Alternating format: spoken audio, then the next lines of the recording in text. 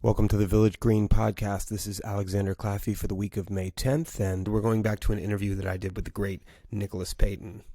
It was a truly wonderful experience to interview Nicholas, one of my big heroes musically, as I'm sure he is for many of you. We got to talk about his life and his view on music and the climate of the music industry and all sorts of things. It was a fantastic interview.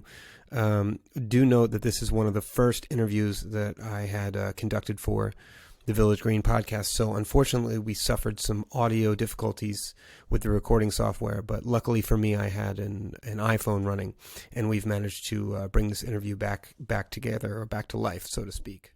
So if you hear me at all distracted a little bit during the interview or asking a question more than once, trying to get an answer more than once, I do apologize for that, but I was producing, recording, and interviewing all at the same time, which proved to be more of a challenge than I had initially assumed.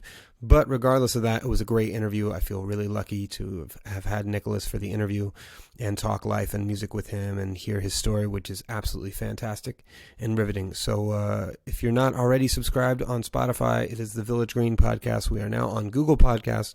We will soon be on Apple Podcasts. You can find it through my website, claffy.me, or any sort of social media, and as well on Buzzsprout podcasting host. So now is the interview with the great Nicholas Payton. Thanks so much.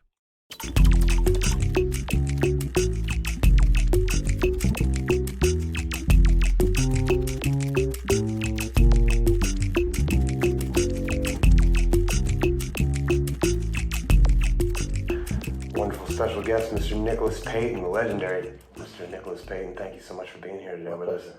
That's wonderful. So I think there's a lot of listeners and musicians who are keying into this who know a lot about the long history of amazing stuff that you've done. But if you want to give a little bit of a background just about, coming up in music and your first experiences, just to get the ball rolling, I'm a product of a musical family. Both my parents played music.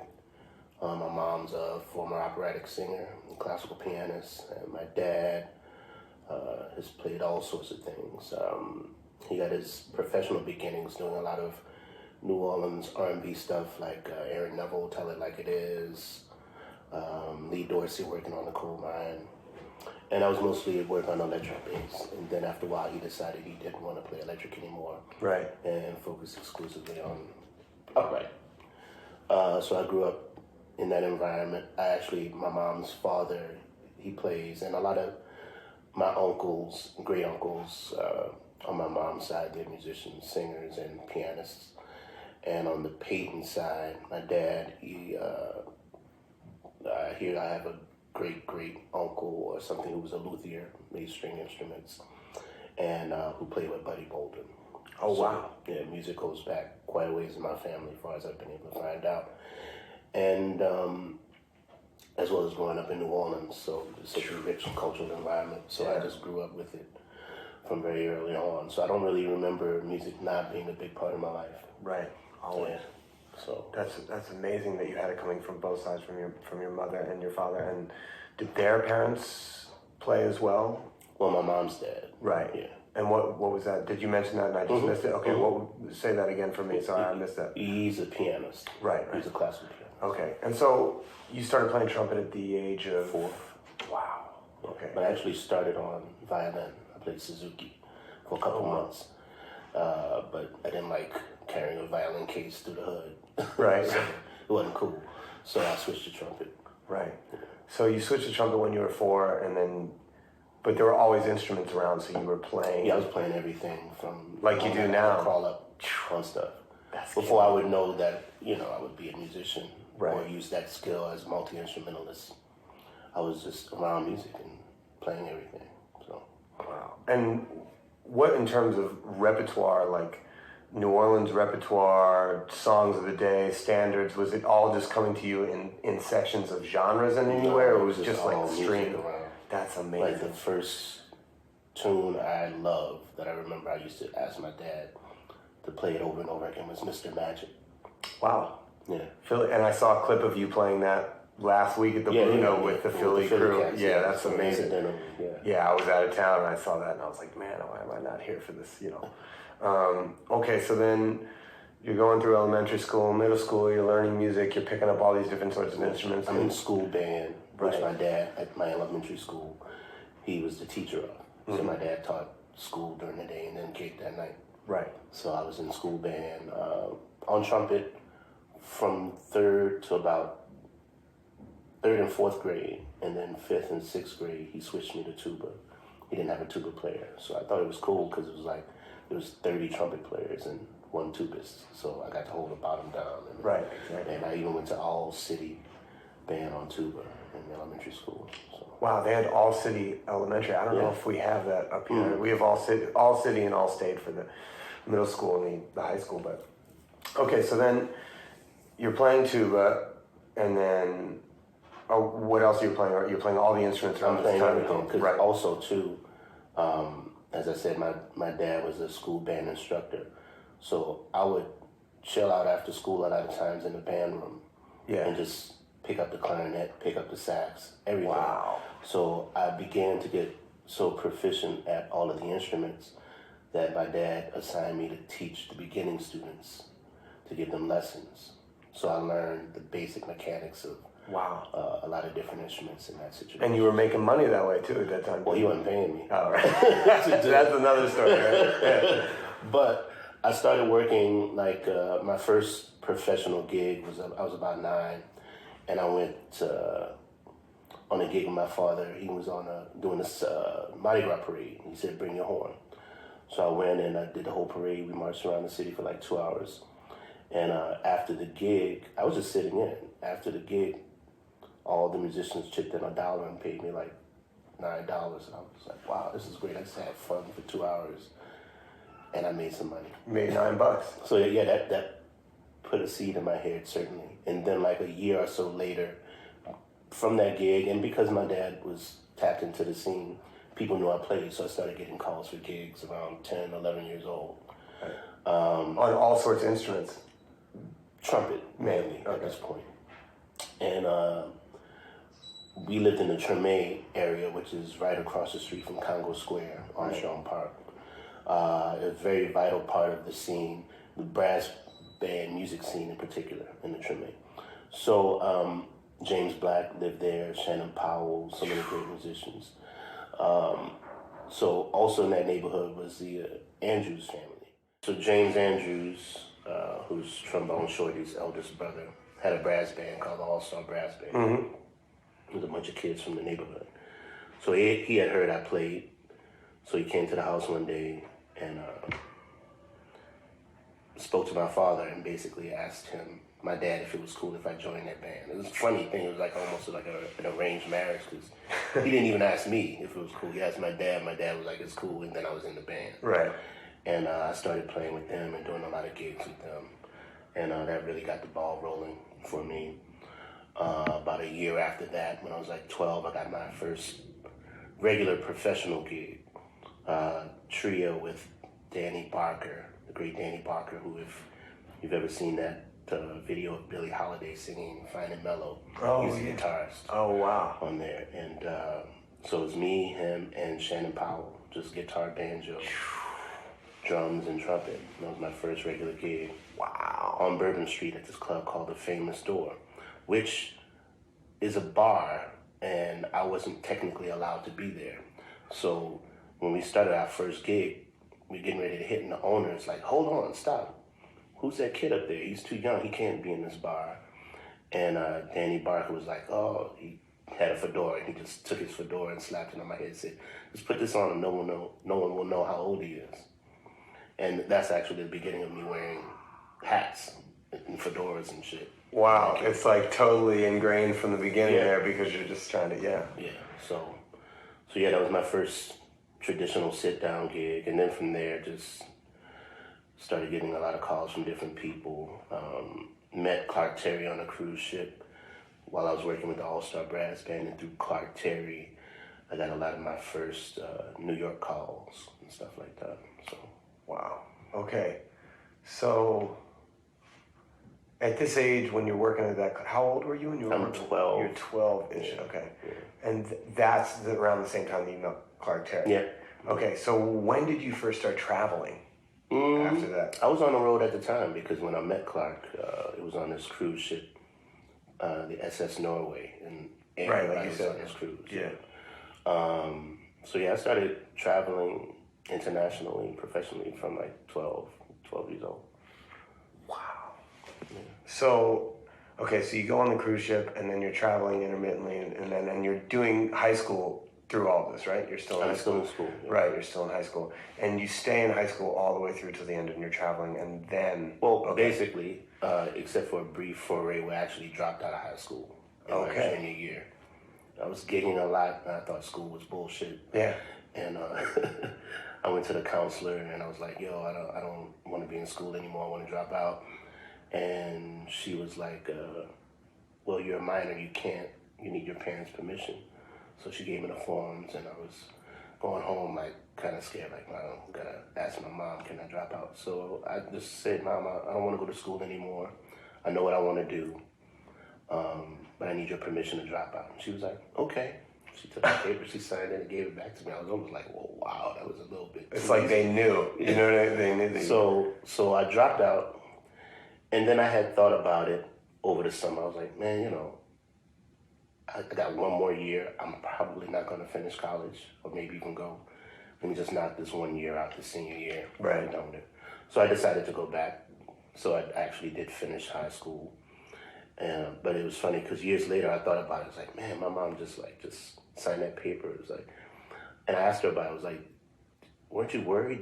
Did you not care? Like, she was like, I knew if I told you no, you were going to be rebellious and probably just leave anyway.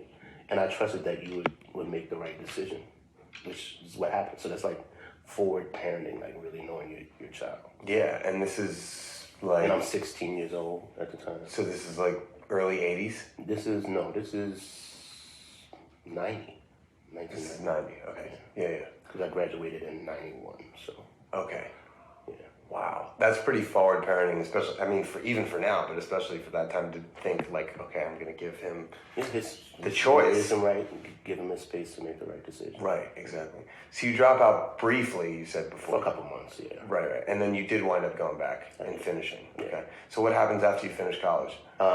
Finished high school, then I went high school, sorry. University of New Orleans, who was teaching there at the time. Ellis Marcellus, Harold Baptiste, Victor Goins, he was teaching there. But I was also in Victor's band at the time. Mm-hmm. In fact, I'm on Victor's first album called Genesis. It was me, Peter Martin on piano, Chris Thomas on bass, and Brian Blade on drums. So we were working a lot at the time. And New Orleans scene at that time, because Ellis had moved back to New Orleans to teach at University of New Orleans, so all these cats moved down from all over. That's where I met a lot of great people, great friends, still to this day, people like Antoine Dry and Jeff Clapp. Yep. So many cats, Gray Mayfield. Almost don't want to start naming, not to leave anybody out. But yeah, it was a real thriving time at that period. I was also working with Marcus Roberts. Right. I joined Marcus, I was like 16 years old. So I was on the road a lot, doing a lot of different things, you know, touring quite a bit, and gearing up for my first real big gig with Elvin Jones. It was right before my second semester of college, and it was like Elvin Jones or school. And I was like, you know, school will always be there, so I went on the road with Elvin. Right. And I was in his band for 2 years. The last year I was his musical director. And that really began me just being out on the road and touring all the time. So Elvin's band is a great thing to talk about because one of my close mentors is Gerald Cannon, and he played with Elvin for a long time. So what incarnation of the Elvin band, when you started, what was the lineup? When I started, it was Robbie Coltrane and Sonny Fortune on saxes. Yep. Willie Pickens was on piano, and Chip Jackson was on bass. Okay. And that evolved? And they basically fired the whole band and kept me and Willie, and then they made me musical director. And then Elvin asked me, like, he was looking for another sax player, and he wanted a piccolo player in particular. So I thought of Kent Jordan, and I got him in the band, and also Greg Tardy. I got him in the band. My man. Yeah. So badass. That was his first road gig. Wow. How old was Greg at that time, you think? He was like mid-20s. Okay. He was a couple years older than me. Right.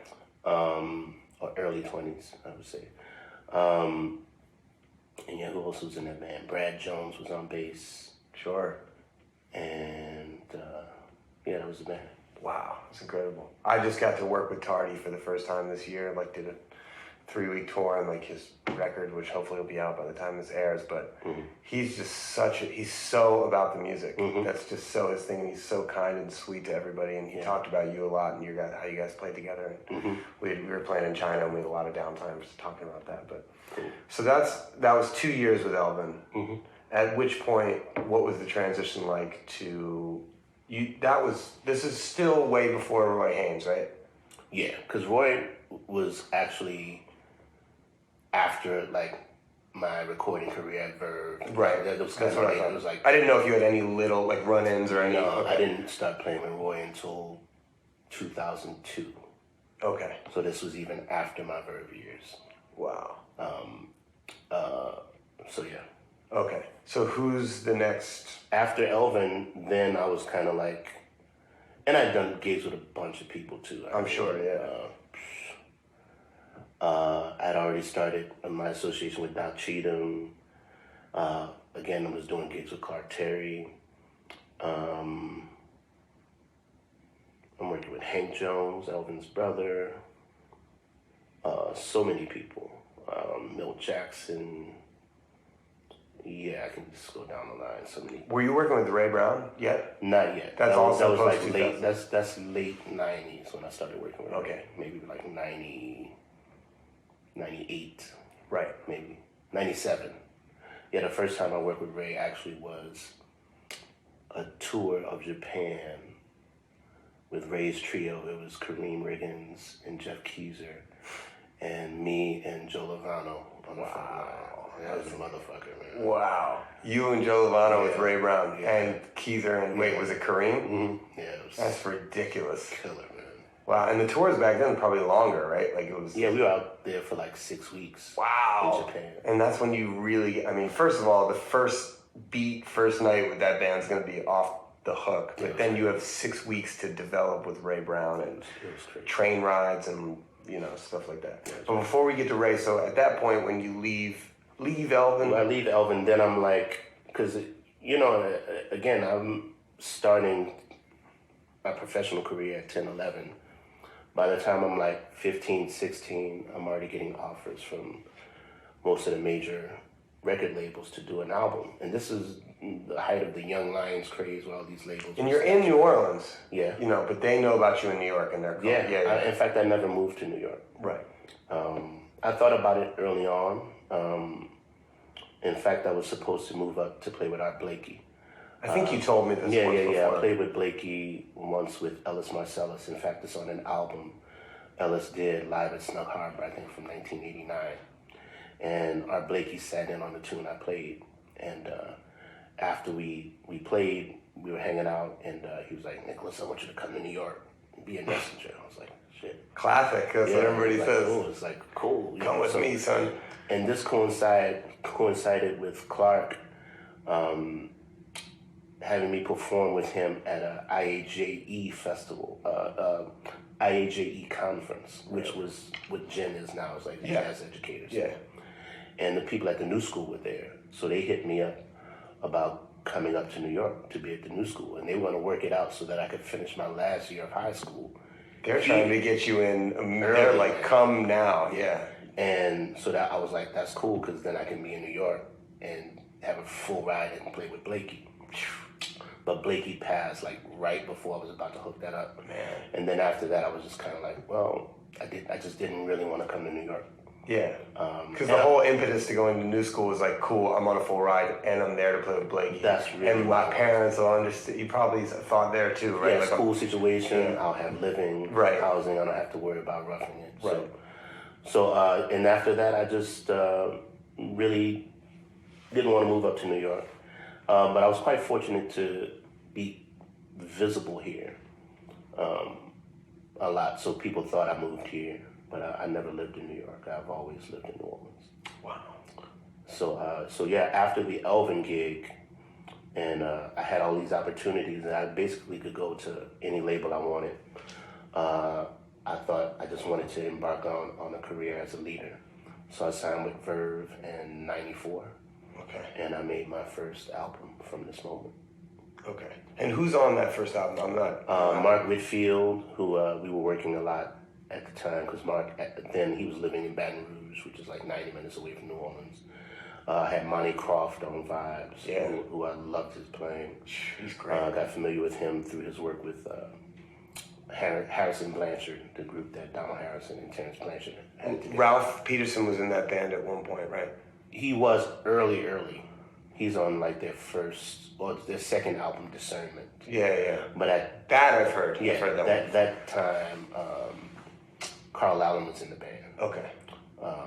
Rodney Whitaker, Cyrus was in the band. And I actually saw them in New Orleans once. But yeah, I got familiar with Monty through that album.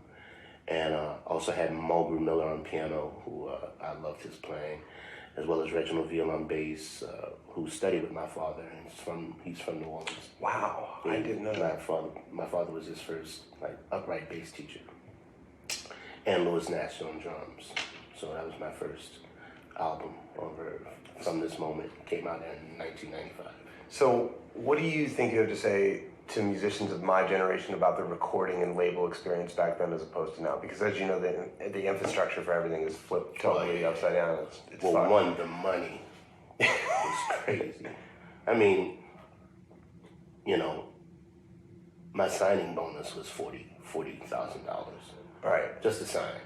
Which in today's value is like $60,000 even, right? I mean, yeah, it's like, and then my first album fund. I had an album fund. I guess I had the option to have a fund versus a budget. How that works is with a budget, they're typically higher, but all the expenses are budgeted, and whatever you don't spend or use, then it just goes back to the label. With a fund, you have the option of budgeting yourself, and whatever you don't use, you get to keep.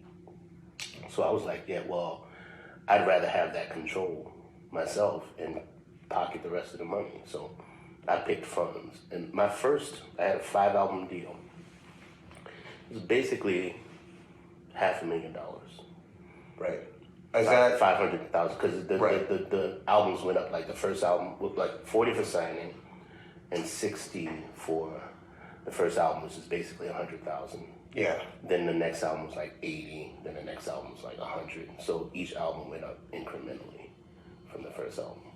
So with that budgeting control, I should talk more into the mic. With that budgeting control that you had at that time, was it the kind of situation where, first of all, you wanted to be in control, but also one of the big advantages of you being in control is that you can make sure there's no time wasted. Like, were the labels good at budgeting themselves, or were there a lot of extra studio hours and stuff like that you would have wanted? I was pretty good with it. But there was a lot of excess and waste in those days, I think. Like, it was the milk and honey years. Like, the music business was thriving, so it was just a lot of money. Like, they would send limos to pick the band up to take you to BGO and pick you up at the airport, and tour support. There was just a lot of money available. It's like a drink me here in this my mouth. I feel like get a towel under my mouth. Yeah, it was just so much money, So that's one big difference so that makes it hard for me to even consider like doing a label deal now, because the budgets, if there are any budgets, like what cats are waiting for, it's crazy. Budget. Yeah. Like cats are basically giving albums that are fully mixed and mastered and completed to labels for no money. They don't have to invest. And I've seen artists have to do Kickstarters to do an album on a major label. It's like, why? I mean, that's pretty much what everybody our age does.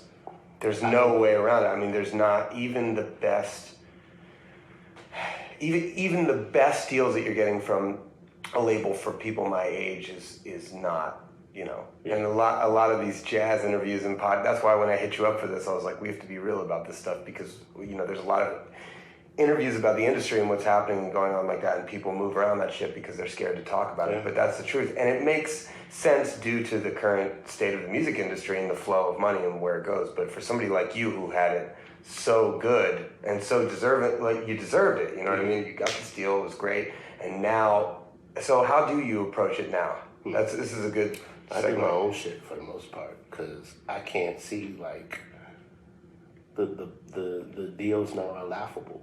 I can't see giving away my creative capital to a label for that amount of money. And if I would do a deal, and my last 3 deals were all licensing deals. Right. Because that whole give your masters away in perpetuity, that's antiquated. I mean, it's slavery. I guess they don't call them masters for nothing. Wow. I couldn't do that. Yeah. Give it away forever and they're not even paying you. Why would you do that? No, that makes that's sense. totally not cool at all. So, and the licensing thing. So now, okay, so your last couple records have been through Smoke, and you did the live records at Smoke, right? That was the last thing I did, but I still have my label. Right. Paynick, is that the label? Payton. Or Payton, okay. And I'm still doing stuff. I just gave Paul Stash, who is the owner of Smoke and the label, we worked out a licensing deal, and I gave him an exclusive to Straight Ahead stuff. Yeah. But I'm still going to do like more electric and funk stuff on Payton. Right. For a limited amount of time.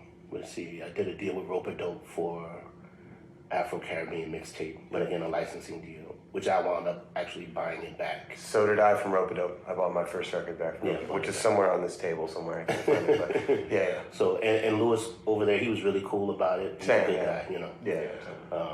He's from where I'm from. He's from that. If you look at the address on the Rope-A-Dope stuff, it's Coatesville, Pennsylvania, which is like 30 minutes out past Westchester. That's like an hour and 20 minutes out past Philly. That's actually where I'm from. Oh, okay. 610 is like the area code, so me and Lewis always, you know, got that income. So you give Paul the licensing deal for, so anything is there a line set for anything that's Straight Ahead, anything that's funk, or is it just gotten there yet? Right, exactly, right, yeah, exactly. But he's really cool to work with, so I don't necessarily foresee a problem. Absolutely. I put a standards record out last year with SMK, which is like they have a smaller imprint, and Paul was super easy to work with and super cool. So, have there been labels that have approached you where they're like, we would do this A, B, C, D, E, F, G, but we want to own the masters, and you've been like, you must have already gotten into that at some point, or you just see it happening? And it's not even a conversation. After my Warner, so after I was with Verve, I did 5 albums for them. Then I signed on for 2 albums with Warner Brothers. Yeah. And that was a $200,000 deal. I got $100,000 per album. Right. But the second album. Wow, that just flew over my head for a second. You said it, and I was like, and then I thought about that, and I was like, whoa, like that's like Miles money or something. You know what I mean? It's like so serious. It's crazy. So the budgets they're talking about now, like often cast like $2,000. I can't. Coming from $100,000, I just can't do that. Like, Right. I'll raise, if I didn't have it, I'd raise $2,000. Like, that's absurd. So because then that's a whole nother thing. Yeah, that I'll definitely have a round table with like Oren and like everybody who's growing stuff themselves. You know what I mean, from the ground up to talk about that. But like, so I did the first album for them, Sonic Trance, and then Warner Jazz folded. So I actually had an album left on the table. Completed or a deal out, like a potential? They were obligated. The deal was signed, so they were obligated to record it. Well, I did the first album, so the next album, the label folded before my next album. So the question was, am I going to get this money? Are they going to pick up the album? What's going to happen? So basically, I got fucked on it because I was in limbo forever. And that's why it took 5 years for me to make an album. Because I was trying to find out, they have to give me this $100,000. So the question is, do y'all want to do an album or do you just pay me and I walk? Like a buyout, essentially. Yeah, then I walk. Right. Because I could have just walked and just taken $100K, but through the attorneys that I had, they said, well, that's not going to happen. So I wound up renegotiating to do a deal with None Such, which wound up, I got negotiated down to 80K. But what year is this again? This is from '03 to '06. So Napster's in play now, right? Like the powers that be in the music industry are maybe foreseeing the future, and that's why you think you're getting negotiated down, or you think it's ulterior reasons? I basically got fucked over, and my attorney didn't know what they were talking about. I shouldn't have re-signed for less, because they owed me $100,000. Period. The only question was, do I do an album for the 100K, or do you just give it to me and walk? So I was told that I'm not getting that 100K if I don't do an album, which is not true. I was supposed to do it. They were entitled to give it to me, but my representation. Oh, I see. Okay. Didn't read the deal correctly. So, wow. Yeah, I kind of got messed over in that. But I did an album. It was a learning experience for me, and that's what it was. So at that point, you do the album for None Such. Yes. Okay, and that's Into the Blue. Mm-hmm. See, that was the record we got when I was growing up in the suburbs. I mean, I'm sure all the cats in Philly downtown too, but that, man, it was Into the Blue, put this on, and it was a whole. So that's Vicente, Kevin Hayes, and Marcus Gilmore. This is his first album. How old's Marcus Gilmore at that point? He's maybe 20 at that time. Wow. Yeah. And Daniel Sedownik. Right. On percussion. And it's basically the Sonic Trance band, because Danny, Kevin, and Vicente were on Sonic Trance as well. Yeah. Which one has backward step on it? That's Into the Blue. That's Into the Blue, right? Mm-hmm. That's what I thought. So, do you stay with None Such for a couple more records? That was it. Then they got that little album out of me, and then they let me go. But is that one of your best-selling albums? Man, I don't. Or is that just the one where all the cats are like, dude, this is, which is a lot of them. It depends, because to my knowledge, my best-selling album overall is probably Payton's Place. Payton's Place, yeah. But I don't really know, to be honest. And Payton's Place is Warfield, Adonis, Wanzi, and Ruben, right? Yeah. Of course. Okay. Which was a quintet I had together for quite some time. Those are those bootlegs at the Vanguard. Did you put those out yourself, or were they? I didn't put them. I had the tape forever, so I didn't release them though. But they're out. I just put it on SoundCloud. Oh, so you did put it? Okay, I was wondering if somebody else had put it out. No, it's not out no, I meant put it out into the space on whatever internet. Mm-hmm. And that's the same thing with that bootleg with Mulgrew and. Mm-hmm. If the listeners check this out, you can probably find it somewhere online. It's Mulgrew Miller's band with Kenny Garrett, yourself, Ivan Taylor, and Rodney Green, right? Correct. Just playing tunes. It's unbelievable. Thanks. So now we're 2003. So in the middle of all this stuff, figuring out with the 100,000 record and Into the Blue and None Such, you're working with people like Roy Haynes and Ray Brown. So you're just constantly moving during this whole time, like you've been for a long time. But is this a really heavy concentration of leader and sideman stuff, or supporting artists? It's been like that since I started, really. That whole period from basically when I signed on up through, was a healthy dose of leader and sideman projects. Right. I did a duo tour. One of the things I'm most proud of, I did a duo tour of Europe with Hank Jones, trumpet and piano. This is definitely one of the highlights. That's amazing. Yeah. What do you think? What could you tell younger musicians you learned from? How old were you at that time? I was 22, 23. What are some things you took away from that tour? I mean, I'm sure there's just the level of taste and how relaxed and effortless he made things. I mean, there are certain moments like that that I wish I could have over again, knowing what I know now. Yeah. But then at the same time, I wouldn't be who I was without those experiences either. But I felt that way after I left Elvin. It's like so much I learned. It was just such a whirlwind when you're in it. Even the same thing with like Roy Haynes. It's like you learn so much and you're just overwhelmed. And it's like those lessons sometimes don't like really seep in until years later. And then you're like, oh shit, I got it. I wish I could have that moment back to do. Right. But I did have such a moment with Roy last year. He was playing at the Blue Note, and just to play with him again at this stage just felt really good. He was just very instrumental in changing like my feel. I feel like my ability to swing and play stuff where it is like just grew, like was twice as good than what it was before. He's also like largely responsible for me not really loving up tempos anymore, because like everything we played was just like a bounce tempo or ballad and just danceable. And after playing with Roy, it's just like I'll play an up tempo every now and then, but really like if it doesn't feel good, if you can't dance to it, I just kind of feel like Yeah. why Yeah, exactly. So, but every once in a while you'll throw it in there because every now and then. But really, I can just stay medium tempo ballad all day. I'm good. So, okay, now this is like 2000. We're getting into like 2004, 2005. We're kind of all over the place. What do you say? We're all over the place. We're all over the place. Yeah, I'm just keeping a timeline. But Roy, yeah, that was from 02 to 04.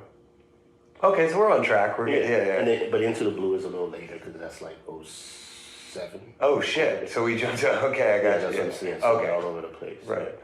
So yeah. So then after Into the Blue, my next album was Bitches.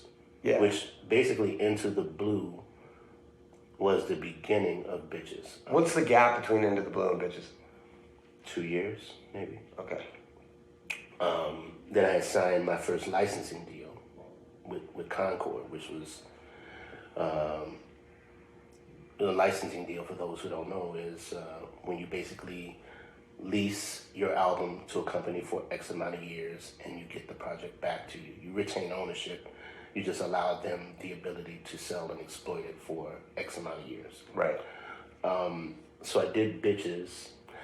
So when I was working on Into the Blue, I had just gotten the Pro Tools, and that was the first time, I would say the first time. Nick at Night, I gave the band demos, but it was like finale demos.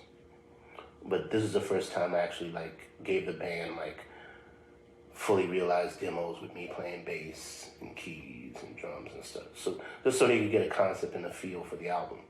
Because as I said, I had just gotten the Pro Tools. So it was supposed to primarily be a vocal album.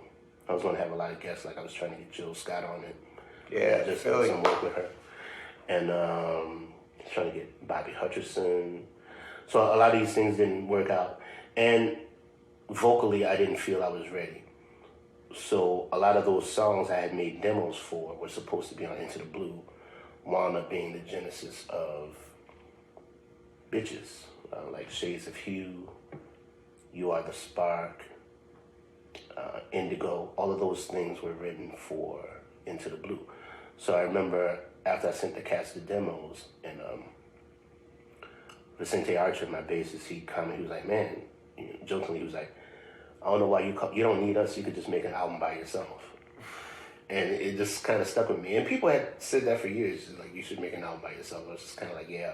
But after Vicente said it, it just clicked with me. I was like, you know what, I should do that. Yeah. And that was the beginning of Bitches. So I just started building the tracks by myself.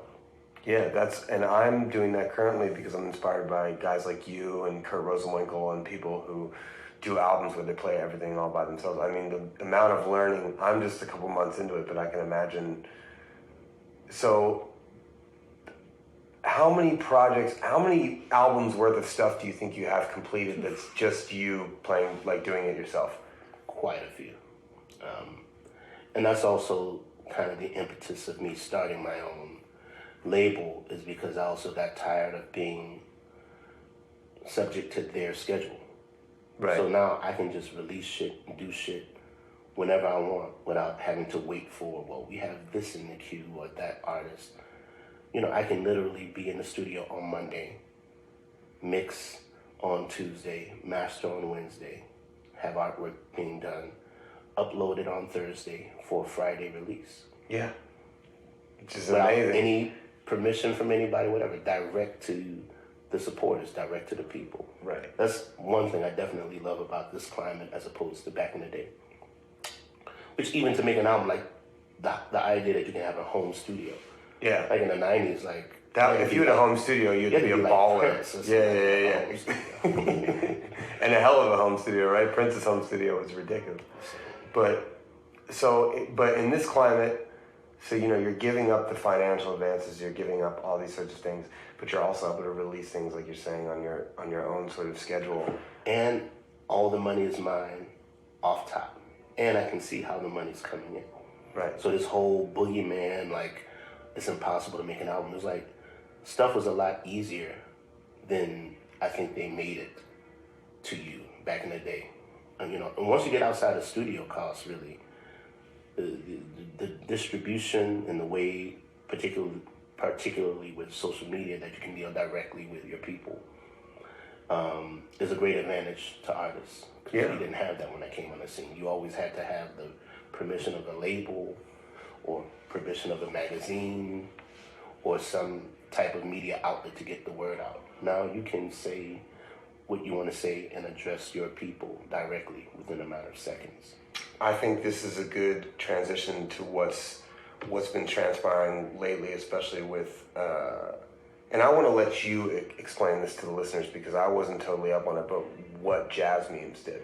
Mm-hmm. Because now with Instagram and with Twitter, you've been able to, I mean, the BAM movement, first of all, is just amazing. I remember when the first panel happened at Birdland, how quickly everything transpired. Like when you put, so what was it first? It was an article on your website. It was like a blog post, right? Mm-hmm. And that spun off everything. But then how long was it before the panel at Birdland? It was a couple months because the post I made November 27th, the panel was doing APAP, so it was like the first week of January. So it was like a month or so. That's great that it happened right in the middle of APAP. There's probably not a better time you could have a panel, right? It was prime. Yeah. And that was Ben Wolf, Oren, Gary Bartz, of course, and yourself. Mm-hmm. Is there anybody I'm forgetting on? Toure was the moderator. Right. Yeah. So, okay, we are jumping around here, but because I think a lot of people that are listening to this will have, you know, they're going to be on Instagram and they're going to have seen what had gone down. So what exactly happened with Jazz Memes from the way you saw it? Well, I mean, I don't even want to give that too much attention, but basically, I mean, I think the page is kind of corny. So, but whatever, that's my personal opinion. I don't care, whatever. After I released a photo from my album, Relaxing with Nick, they made a spoof based off Joe Henderson's Relaxing at Camarillo, saying relaxing with lung cancer. And so I was just like, that's kind of fucked up. But I was like, you know what? I can't entertain all this type of shit. Like, I just let it go. Right. Then they made the other one with the shit about this is jazz. And just I was just like, okay, you know what? Because there were all these memes that were saying, forget jazz music, whatever. There were all these memes saying, I'm going to tell my kids this is whatever. Exactly. And that was like hot that week, like when exactly. So then I was just like, you know, I'm going to address this one. Because to me, that's tantamount to calling me nigger. And I've made that clear. And I think they know that. So I was just like, I'm going to address it. And I say what I had to say. Well, one thing I will say is that for me, it allowed me to further, you know, what I started, you know, with BAM many years ago. Because I think now, like a whole generation or because people saw it. You were like, this is what happened, this is what I'm saying that it is, and this is what I've been trying to tell you. Exactly. Yeah. So it gave me an example to say, yes, see, this is what I'm talking about. So I'm kind of thankful, Right. in that regard for it happening. And they seemed, I didn't keep up on it too much, but they seemed publicly apologetic. Sort of, but they also, at the same time, were, it's our brand, but like they were still... And that's fine, and I support, and told them, like, people like, you should take it down. I was like, no, leave it up. I want people to see this. And they have a right to be racist, because that's how I feel about it. That's my opinion. Yeah. But really what was telling is that they posted a rebuttal post and disabled comments. To me, that's a real... Okay, I didn't catch that. That's a real bitch move. Like, now you... And that's what people always You didn't ask them to take it down. You said keep it up there, keep the comments. Right. You're all for the communion of let's talk about it. Exactly. Yeah. So people always try to say that, I shut shit down or I refuse. No, I talk to people all the time and I give them my time. And I'm not obligated to get people. Yeah, it's pretty obvious here. You stop by on a day's notice, Yeah. Super nice of you. But I don't have to tolerate disrespect either. Yeah. So yeah, I'll block a motherfucker for disrespecting me, or that's what it is. But to me, like, if you're really interested in having a conversation, you started the conversation, and it's not like I'm looking on their page, they tagged me. So okay, you want my attention, here you got it. Don't bitch and moan about it. And then when you post your rebuttal, you don't allow anyone to talk. So to me, that was just like, that said more about the headspace they were operating from than the initial post. Right. That's just my opinion. And they also, even if they hadn't tagged you, somebody would have sent it to you in 20 minutes. Yeah, Like, pretty dude, much. this is whack. But yeah, I don't want to give that any more attention. Right, Yeah, exactly. But just to clear it up exactly, because, it's whisper down the lane. People are like, oh, and I think that's been a lot of, we won't sit on it too long, but how do you feel about a lot of things about the band, in the band movement being misconstrued? It's like a game of telephone where you say something and then people, or they read it and interpret it. Well, the chief thing, largely amongst white people, is somehow this idea that they're excluded. And you've been addressing that lately. I see that, specifically. I've been saying that from day one. Yeah. I've been saying that. Since the panel. Yeah. That was in the panel. Ben Wolf was sitting right there and you guys were saying it and I was like, oh, yeah, pretty clear to me, Thank you. Yeah. So, I don't know, man. But I think we also live in an era where what you're attacking is something that's very precious. I mean, white supremacy is exactly that. It is the ability and the privilege to not have to deal with discomfort. Yeah, that's absolutely true. So once white people who are used to being privileged and comfortable feel the slightest of discomfort, then they lash out. So I've been very, very clear. I can't be any more clear, but obviously there's still a lot of work. Well, I was, it's funny, I was on the phone with Mark Whitfield Jr. before you came over. We were talking about something and he was like, oh, tell Nick what's up and I hope he's good and all that stuff, which I'm telling you now, yeah.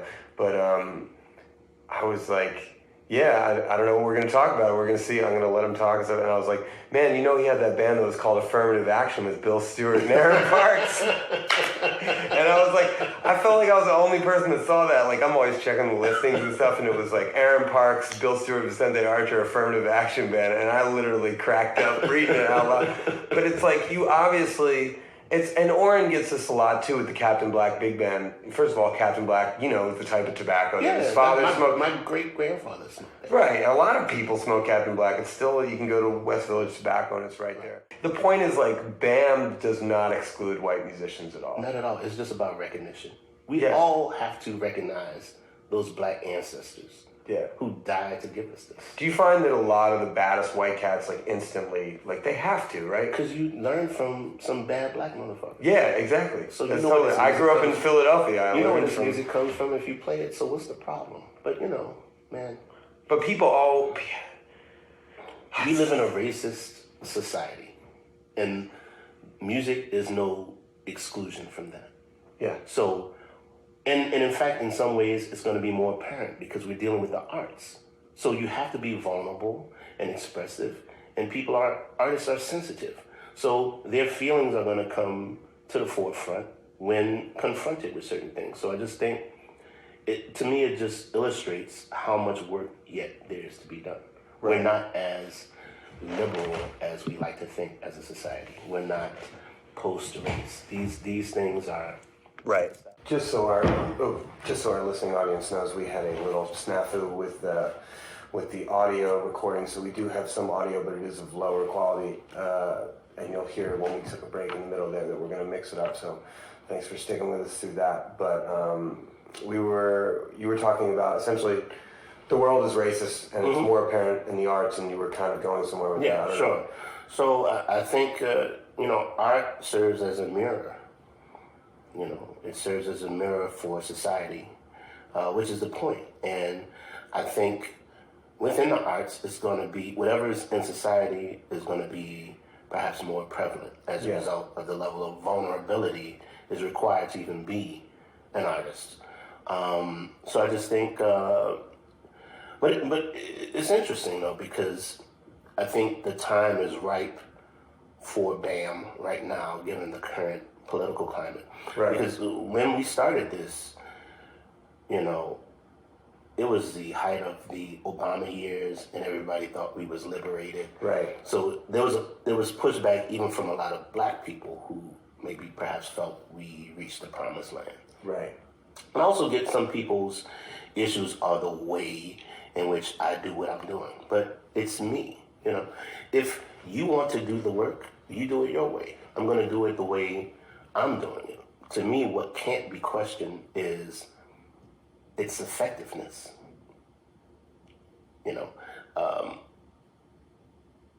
It worked. People knew about it. People,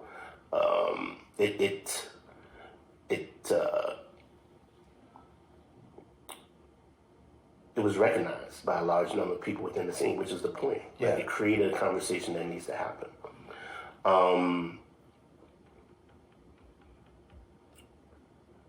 The interesting thing is that I was talking about it for years before that post that sort of set everyone off happened. No one gave a shit. So I think there's also something to be said for the way in which it was organized at that time, how that impacted the community. Because I've been writing about the same shit for like 2 years that largely went by unnoticed. So timing is everything. And even timing in terms of right now, and sometimes it's hard to have a perspective when I'm in the middle of it. For me, oftentimes I feel like, well, I don't want to be preachy. I don't want to have to keep saying the same thing over and over again. But really, if you're going to accept the mantle of something as big as this and this movement that started as a result of things I've said, I have a responsibility to reinforce, to be repetitive, and to see it through. So yeah, I'm here for it. It's interesting to me. A lot of the people who were vehemently opposed to it or had staunch positions towards it almost 10 years ago are wildly supportive of it now. I think one thing that changed that was Black Lives Matter. I think like when that moved, that changed, that made a lot of people recognize that, we're not as far along as we thought in terms of race relations. So I think that changed a lot of people's minds. And also now this presidential thing that we're going through. So when I was talking about race, hardly anybody was talking about it. Right. Now people are talking about race and discrimination and prejudice every day. Yeah, I'm hardly saying shit about it, actually. I'm like, okay, y'all talk about it. I'm kind of tired of talking about it. So, yeah, it's been here, though. This shit ain't new. It was here when I was talking about this shit in 2011. Right. But people just didn't... It's been here for... Ever. Yeah, exactly. It's the foundation of America. It's written in the Constitution. So until we're ready to have an honest discussion about this shit, we're not going to see real change and growth. And that's the bottom line. So... you have to do the work. And fuck getting upset about it or mad. People need to ask themselves why they're mad. Why is it upsetting to you? And what are they doing to... Well, yeah. Because they're cracking down on you for the way in which that you presented things, whether, which is tomato, I would have done it this way, I would have done, but what are other people actually... Well, that too. Right. Yeah. Exactly. And to bring it to light in the jazz... I mean... Sorry. No, it is the jazz world. The jazz world, right? It is. See, I was like, am I cool? Yeah. No. Because you recognize that it's the jazz world. That's what it is. Yeah. And I don't have a problem with that, you know. And here's the thing too. Like, one thing also that's right under people misunderstanding that I'm trying to be exclusionary. Not that I'm the fucking arbiter. First of all, why are people so upset? Like, I can say, you can play, you can't. I'm not God. I can't. I'm Nicholas Payton. I'm one person. I don't get to decide. But people make like I'm the arbiter. Like, I'm not the fucking arbiter. So that's one thing. Two, I'm not on a crusade or campaign to change the word jazz. Because jazz is its own thing. And a lot of this shit is jazz and should be called such. It's not what I play. It's, to me, not indicative or representative of the true spirit of black music. But by all means, all these festivals calling themselves jazz festivals or performance venues calling themselves jazz this, go right ahead, because that is jazz. It should be called that. So I'm not trying to take everything that's called jazz something and name it BAM something, because it ain't BAM, really. Yeah. So yeah, it's not a crusade. To me, this thing is separate or part or sits somewhere else from jazz. I'm cool with jazz being what it is, which to me is already dead anyway. So that's that. BAM is something else. It's not the same thing. You know, jazz is the appropriation of black music, but it's not really black music. We don't control the economics. It's not indicative of our culture. It sits outside of it.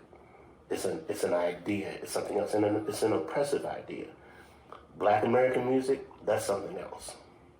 So I'm fine with jazz being over. And your idea behind it is that within Black American music, there's black control of that industry, rather than recognizing that the jazz industry, you're saying, is an industry where it's appropriated Black American music, where black people have very little control. Or none.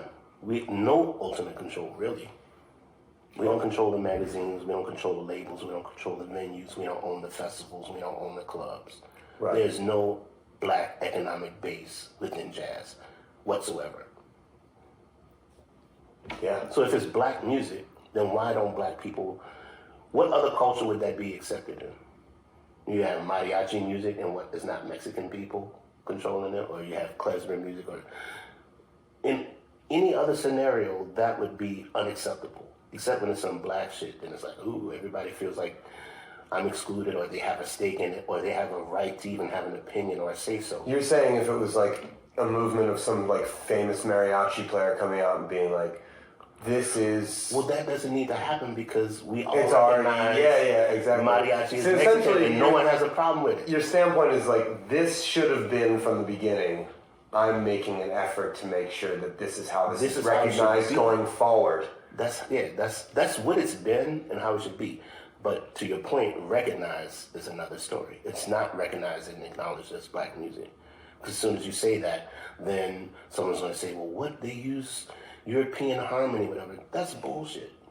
You're just saying that's white people being uncomfortable having to have a say about something. Well, that too. Yeah, but we're colonized, right? So if you're black and in America, you're property of the state. So you don't get to own anything. That's the bottom line. So, yeah, your children are the state's, you are property of the state, and anything you create is property of the state. That's how that works. And so, okay, so from there on with BAM, what is your, 40 years from now, what is your ideal landscape for BAM?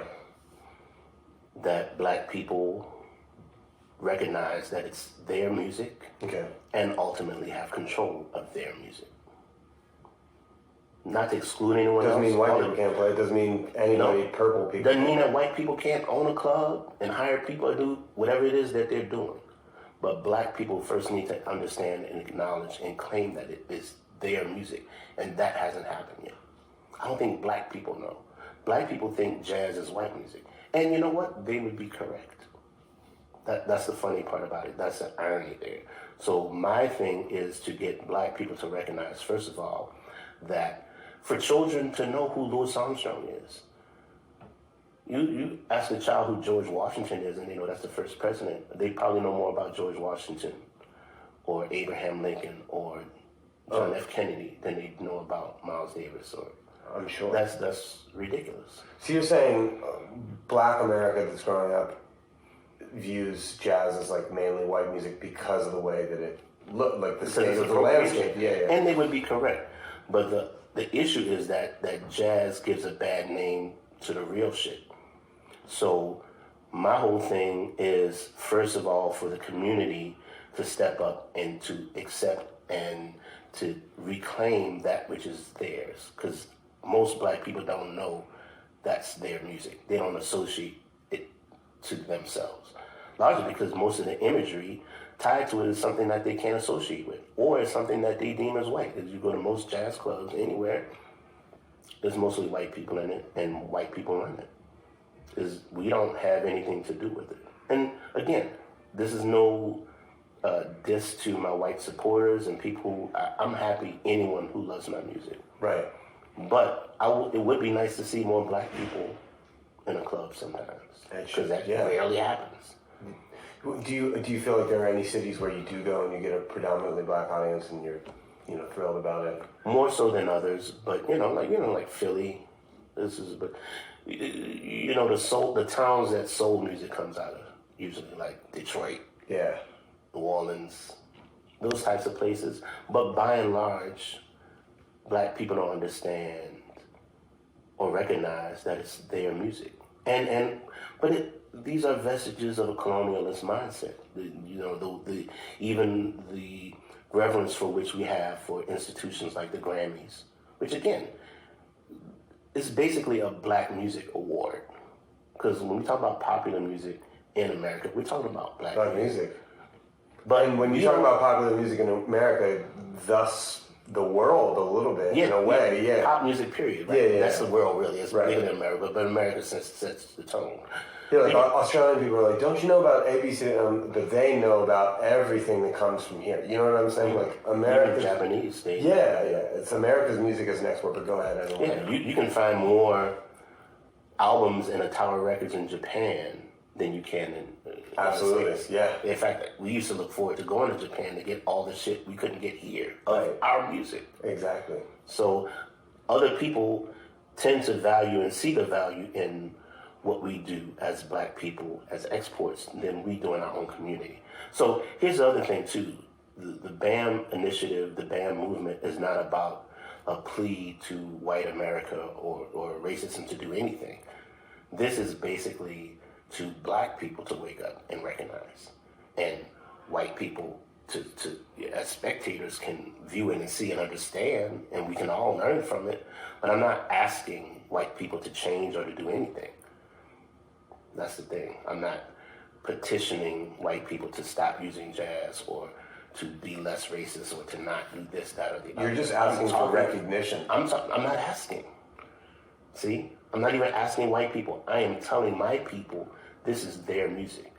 And white people or non-black people are allowed to watch. So your idea is that you're addressing the black community, and in the process the white community or non-black community is getting offended by something that they shouldn't. Offended or not, or watching or being spectators. But this is not a plea to non-blacks to do anything.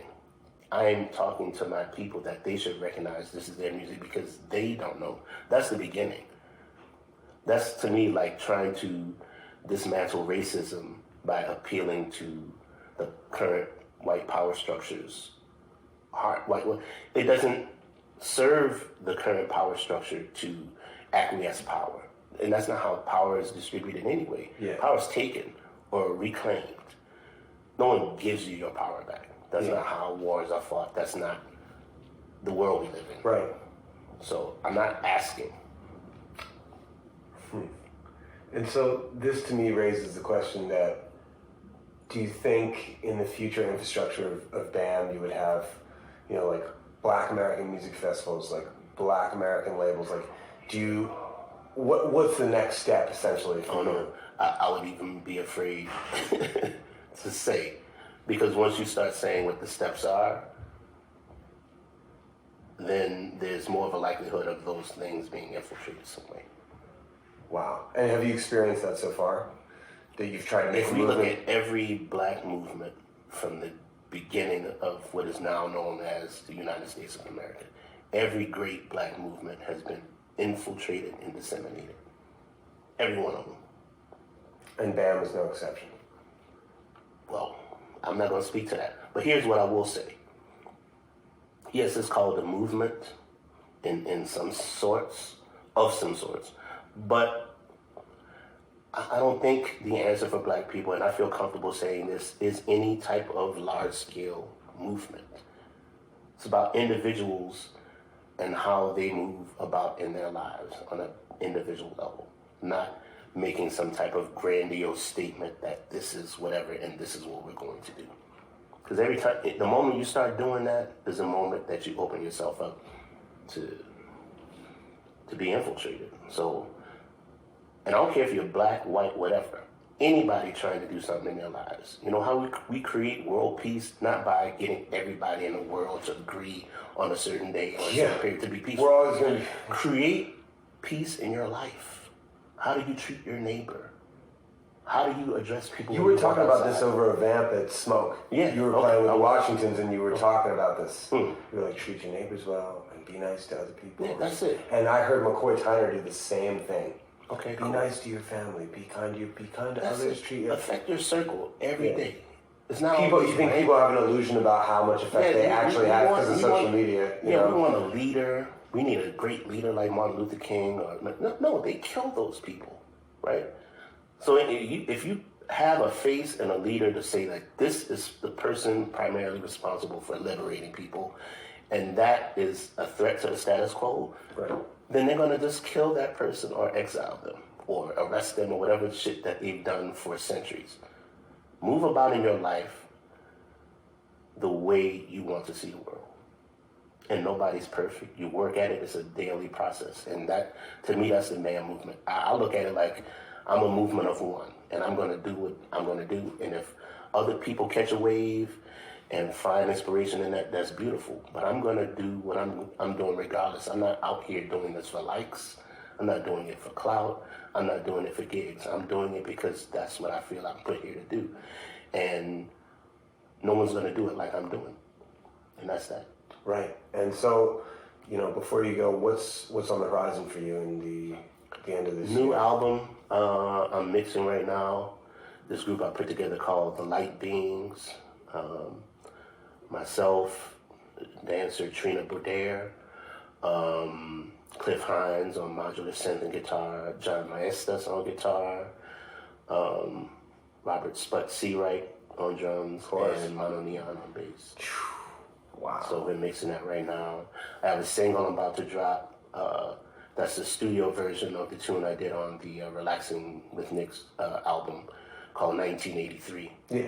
So I'm about to drop that within the next couple weeks for Valentine's Day. Fantastic. So yeah, more stuff from Payton Records, my own label, more gigs. Fantastic. Any more stuff with the Washingtons coming up? That's I love Maybe, coming here. Yeah. We just did a gig a couple months ago. I love playing with those guys. I just saw Kenny the other night. Yeah, I love playing with them. So yeah. That's fantastic. And tonight, we're not sure when this is going to air, but you'll be playing with the legendary Al Foster. Any remarks on that weekend? Man, this is one of those pinch yourself moments, and I always have to be mindful of this because it's very easy sometimes to become jaded in this business and sort of like nonchalant about things. Like I grew up listening to this dude on albums, thinking, man, I'll never play with that guy. Right, exactly. So to not only play with him, but to like be able to talk with him and have him joke with me and shit. Yeah. That I not that I'm his peer in a sense, but to be in that stage where Al thinks like, I like your playing and you're one of the guys. Like he told me the other night, he was like, because I was apologizing, I fucked up one of his tunes because we didn't rehearse it. Right. So I was sight reading. He was like, hey, don't. He was like, trust me, I play with all the people. You're one of the guys. So for him to say that, it's just like, wow.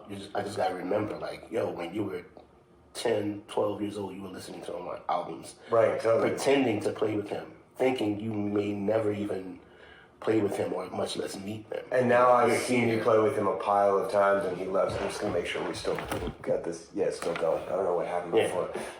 Now I've seen you play with him a pile of times, and he loves playing with you, obviously. Yeah, so this is one of those moments where I got to pinch myself to remind myself that, the things you dreamed about 30 years ago are coming to fruition. Yeah, absolutely. So I'm just humbled and extremely grateful and filled with gratitude for moments like these. Well, you totally, I mean, that's the most amazing approach. And I got to play one tune with Al, with Eric Alexander and Kikowski, who I know you know Kikowski. Mm-hmm. That's my man. That's one of my best friends. And just the feeling of that beat and that ride cymbal and stuff like that. And you've had an entire career of working with legends like that. And it's absolutely well deserved because you're a genius musician, and everybody knows that. And I think that's why, the band movement, which you've been, I don't even want to say you've been pushing forward. It's almost like you just laid things out for people to say, this is what I'm seeing. It's become such a prolific movement only because you are such a profound musical mind and a deep legend. And I think there's a problem with people of my generation who have just came into the game. What do they call it? Something when a baby's born, they still have water on their ass or whatever. There's some phrase like wet behind the ears. Yeah, wet behind the ears, whatever it is. That's essentially what we are. And people, young white kids or whoever coming from the suburbs going to go to music school somewhere, and they get on Instagram with their friends and they see this and they don't understand that, if anybody's been an innovator in this music, a fantastic improviser, a genius who can play a bunch of instruments, a great composer, is trying to change the game, the financial game, the record label game, all around, somebody that their view on this, there's nobody else that's had the experience that you have. So I think one of the big things I want listeners to take away from this is the idea that and even though that part of the interview, we had a little audio snafu, the audio is not going to be as good, people are going to understand how deep of a cat you really are. And that's what I was saying to Mark Whitfield Jr., that, I don't think you would come out, would you have voiced this kind of opinion if Instagram was out? This is the last question. I know you got to go play this song. If Instagram was out when you were 24 and you had just... Fuck no. Even though, by the way, listeners, when he was 24, he had worked with more people than most people that are 40 in New York. Look, I've earned the right. Yeah, that's what I'm saying. To be here and to say this. And also, to your point, it affects people either way, strongly, or they get sort of because of who's saying it. Because, look, if I couldn't play or some shit, I was some scrub, then who would give a fuck what I was talking about? Yeah, that's nicely the way I was trying to put it. Yeah, exactly. So it's okay, so yeah, that should be perhaps taken into account. And not to say I'm this, that, or the other, but man, if as an artist who worked with these people who've told me this, I can't say this, then who the fuck can say it? And I didn't start this conversation. I'm just reintroducing it to people who may have forgotten or never knew. Because really the guy who put me on was Gary Bartz. He's my elder. Right, exactly. Because I was thinking and I about love Bartz on Facebook because he keeps it so real. And they tried to shut him down too. With Facebook, they were, wow. I think he was putting stuff up and then people were... But everything he put up was super spot on. So Bartz was the one who opened my eyes because it's I was writing about it and I hadn't quite figured it out. And he was the first cat I talked to who was using jazz in a disparaging way, and a light bulb, and I was like, oh, that's the problem. Jazz is the problem. Well, he was playing with he knew Phil. And he came up with Max, who Max was one of the first guys who was anti-jazz. Knock that off. So, there you go. It's all about the elders and the tradition and the lineage, and I'm just striving to represent for a lot of the voices who are no longer here, and for the voiceless. And you can like it, not like it, it is what it is.